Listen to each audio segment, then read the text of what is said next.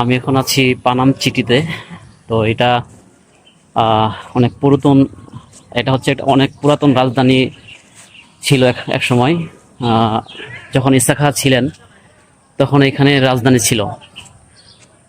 দেখেন পুরাটা মানে এলাকায় মানে ধ্বংসস্তূপের মতো হয়ে গেছে আর কি। পুরোটা এলাকা ধ্বংসস্তূপের মতো হয়ে গেছে। তো এখানে আসলে আসলে মনে হবে যে আমাদের বাংলাদেশে একটা এরকম যে রাজধানী ছিল, সেটা খুবই আশ্চর্যকর মনে হবে। যে আসলে মানুষের ক্ষমতা, বিলাসিতা সবসময় একদিন না একদিন শেষ হয়ে যায়। দেখছেন যে এই যে জিনিসগুলো দেখতেছেন, এগুলা কিন্তু এই মানুষগুলা কিন্তু একসময় ক্ষমতাবান ছিল, একসময় প্রভাবশালী ছিল, রাজধানীতে থাকতো, তাই না? কিন্তু আজকে তার কেউ বেঁচে নেই বা কেউ নেই।